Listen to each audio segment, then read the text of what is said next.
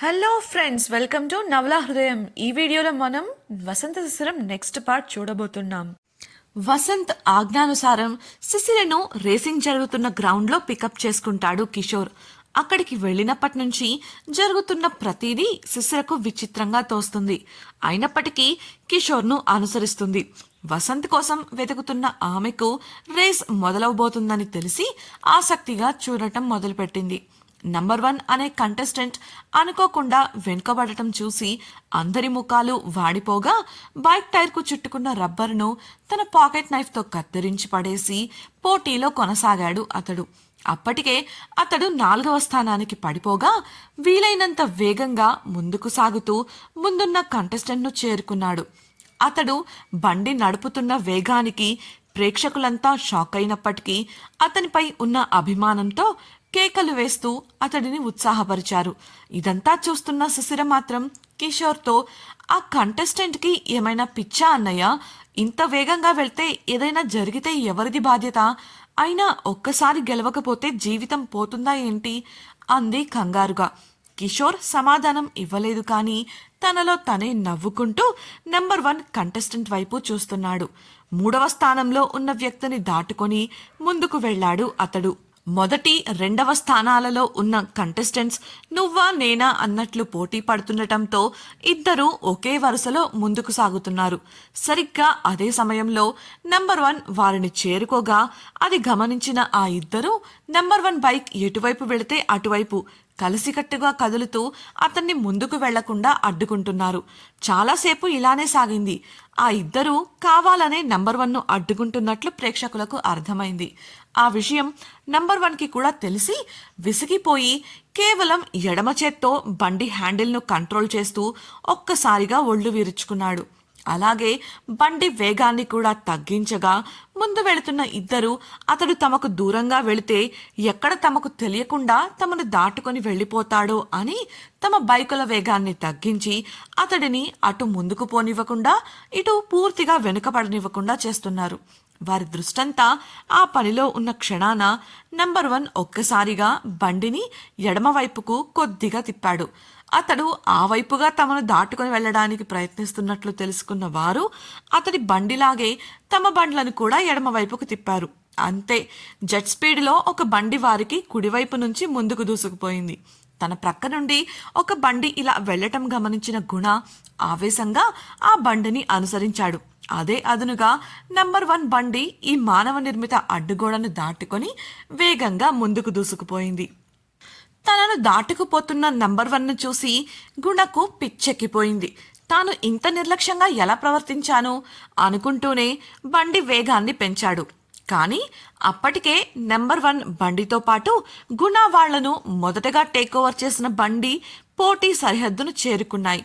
కేవలం 10 సెకండ్ల తేడాతో నంబర్ 1 మొదటి స్థానం దక్కించుకోగా 2వ స్థానాన్ని విక్కీ అనే రేసర్ పొందాడు. అతనికి 26 సెకండ్ల తేడాతో గుణ 3వ స్థానంలో నిలబడగా బండి దిగి నంబర్ 1ను చూస్తూ పళ్ళు కొరికాడు గుణ. నంబర్ 1 హుందాగా బండి దిగి విక్కీకి హైఫై ఇవ్వడంతో వారిద్దరూ కుమ్మక్కయ్యారని అర్థం చేసుకున్నాడు గుణ. ఆవేశంగా వారి మీదకు వెళ్లబోయాడు, కానీ బిజ్జు మరియు ఇంకొంతమంది కలిసి అతడిని ఆపి ప్రక్కకు తీసుకెళ్లారు. నంబర్ 1 గెలిచిన ఆనందంతో ప్రేక్షకులంతా అరుపులతో ఆ గ్రౌండ్ను హోరెత్తించారు. శిశిర కూడా వారితో కలిసి చప్పట్లు కొట్టగా వెళ్దాం పదా అన్నాడు కిషోర్. ఎక్కడికి అని ఆమె ఆశ్చర్యంగా ప్రశ్నించగా, మా వాడి గురించి అప్పుడే మర్చిపోయావు సిస్టర్, వాడి కోసమే కదా వచ్చావు అని నవ్వుతూ అన్నాడు. అప్పటికి గాని శిశిర తాను పూర్తిగా వసంత్ విషయం మర్చిపోయిన సంగతి గుర్తుకు రాలేదు. గబగబా కిషోర్తో పాటు నడవగా అతడు ఆమెను లిఫ్ట్ ద్వారా క్రింద ప్రైజ్ డిస్ట్రిబ్యూషన్ కోసం ఏర్పాటు చేసిన స్టేజ్ వద్దకు తీసుకెళ్లాడు. ముందు వరుసలో నిలబడి వసంత్ కోసం చూస్తున్న శిశిరకు అతడు ఎక్కడా కనిపించలేదు. అప్పుడే ఆమె దృష్టి పోటీలో 2వ స్థానంలో నిలబడిన విక్కీపై పడింది. అందరూ నిక్నేమ్స్తోనే కదా ఇక్కడికి వస్తారని అన్నయ్య చెప్పారు. అంటే ఒకవేళ ఈ విక్కీనే వాసుగారా? చూడటానికి కూడా హైటు పర్సనాలిటీ అలాగే ఉన్నాయి అని ఆలోచిస్తూ పరిశీలనగా స్టేజ్ మీద ఉన్న వ్యక్తిని చూడటం మొదలుపెట్టింది. అప్పుడే నంబర్ 1 విక్కీ ముందు నిలబడి అటువైపే చూస్తున్న శిశిరకు కన్ను కొట్టాడు. వీడెవడు నాకు కన్ను కొడుతున్నాడు, అయినా ప్రాణాల మీద తీపిలేని పిచ్చి వెధవ ఏదైనా చేస్తాడు మనసులోనే నసుగుతూ చూపు వాల్చేసింది శిశిర. ప్రాణాలను లెక్క చేయకుండా పరిమితికి మించి వేగంగా బండి నడిపినందుకు అతనిపై ఆమెకు సుతారం మంచి అభిప్రాయం లేదు. నిర్వాహకులు ప్రైజ్లు ఇస్తూ చివరిగా నంబర్ 1కు ప్రైజ్ అందించి మాట్లాడమని అడిగారు.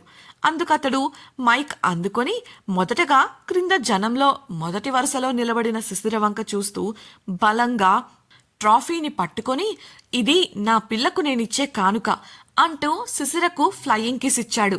అది కూడా అందరి ముందు. శిశిర చిరాగ్గా చూస్తూ, వీడెవడన్నయ్యా, చాలా ఎక్కువ చేస్తున్నాడు, పిచ్చి కాని పట్టిందా ఏంటి, అసలు ముందు వాసుగారెక్కడా అని కిషోర్ను ప్రశ్నించింది. అతడు నోరు తెరిచినంతలో, కమాన్ డియర్ ఇలారా అంటూ 2 చేతులు చాచి శిశిర వంక చూస్తూ స్టేజ్ మీదకు ఆహ్వానించాడు నంబర్ 1.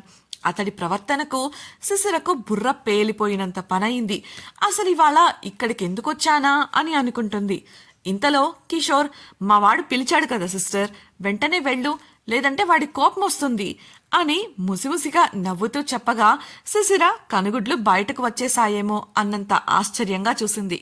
ఆమె ఏమీ తోచని స్థితిలో ఉండగా ప్రేక్షకులలో ఉన్న కొందరు ఇలా గట్టిగా మాట్లాడుకోవడం మొదలుపెట్టారు.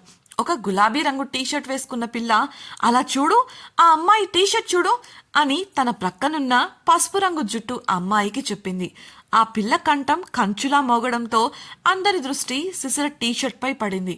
పసుపు రంగు జుట్టు పిల్ల నెత్తిన చేతులు వేసుకుంటూ, ఏంటి, నంబర్ 1కి పెళ్ళైపోయిందా, ఇది అన్యాయం అని గట్టిగా అరిచింది.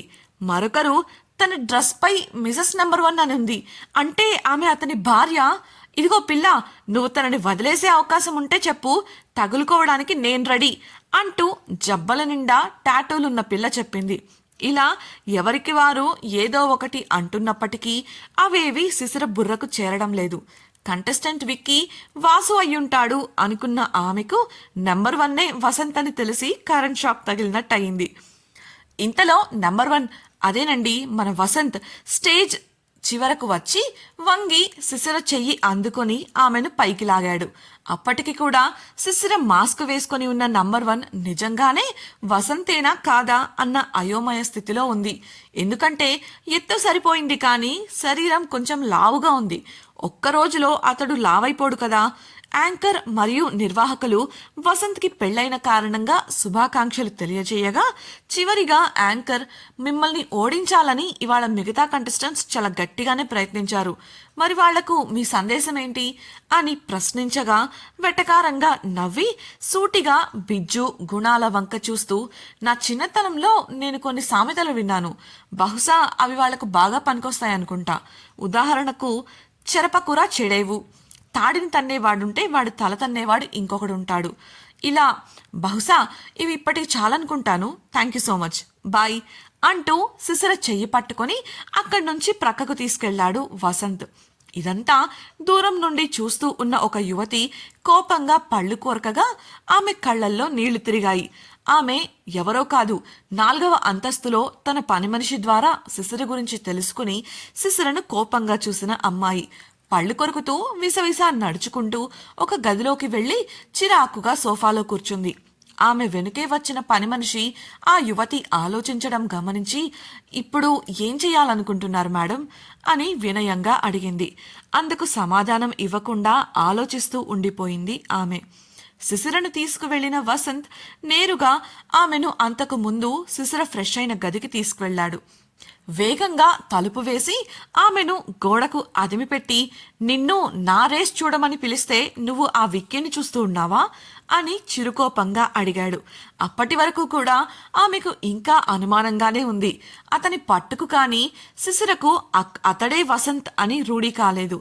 చిరాకుగా ముఖం పెట్టి అతన్ని వెనక్కు తొయ్యడానికి ప్రయత్నిస్తూ, ఇలా ముసుగులు వేసుకుంటే ఎలా తెలుస్తుంది మీరే అని, అయినా అందరి ముందు ఆ అనౌన్స్మెంట్లేంటి, ఆ మాటలేంటి, అసలు మీరేనా ఇలా చేసింది, నాకు ఇప్పటికీ నమ్మశక్యంగా లేదు తెలుసా అంది. ఆమె తోపుకు అతడు కాస్త వెనక్కు జరగడంతో తన ముఖానికి ఉన్న మాస్క్ తీస్తూ, ఈ గోలేంటో, ఈ మాస్క్ ఏంటో, ఆ రేస్ ఏంటో అంటూ ఉండగా ఆమెకు ఏదో గుర్తొచ్చి అసలు మీరు ఇంత నిర్లక్ష్యంగా ఎలా ప్రవర్తిస్తారు? ప్రాణం మీద కొంచెం కూడా తీపి లేదా? అంత వేగంగా ఆ బైక్ తోలడం ఏంటి? కొంచెం అటో ఇటో అయితే పరిస్థితి ఏంటి? కోపంగా అరుస్తున్న శిశిరను చూసి నవ్వి ఇష్టంగా ఆమె పెదవులను అందుకున్నాడు వసంత్. సున్నితంగా సాగిన ముద్దు తరువాత పెదవులకు అంటిన తడి తుడుచుకుంటూ గెలిచినందుకు నోరు తీపి చేసుకోకపోతే ఎలా అని కొంటెగా అన్నాడు. అతని ముద్దుతో చల్లారిన ఆమె కోపం సిగ్గుగా మారి ఆమె అక్కడి నుంచి వెళ్లబోగా ఆమె చేతులను పట్టుకున్నాడు వసంత్. ఆ తరువాత అతను చేసిన పనికి విస్తుపోయింది శిశిర. అతని వివరణకు ఆ తరువాత జరిగిన సంఘటనలకు మరింత ఆశ్చర్యపోయింది. ఇంతకీ వసంత్ ఏం చేశాడు? అతను ఇచ్చిన వివరణ ఏంటి? ఆ తరువాత ఏం జరిగింది? శిశిరకు ఆ యువతి నుండి ఏదైనా ప్రమాదం ఉందా? అసలు ఆ యువతి ఎవరు తెలుసుకోవాలనుకుంటున్నారా? అయితే ఛానల్ను సబ్స్క్రైబ్ చేసి వసంత శిశిరం రాబోయే ఎపిసోడ్స్ తప్పకుండా వినేయండి. అలాగే మీకు ఈ వీడియో నచ్చినట్లయితే లైక్ చేసి మీ హస్తనేతులకు షేర్ చేయండి. మీ అభిప్రాయాలను మాతో పంచుకోవడం కోసం కామెంట్ సెక్షన్లో తెలియజేయగలరు. ఇట్లు మీ నవలా హృదయం team. Thank you for listening.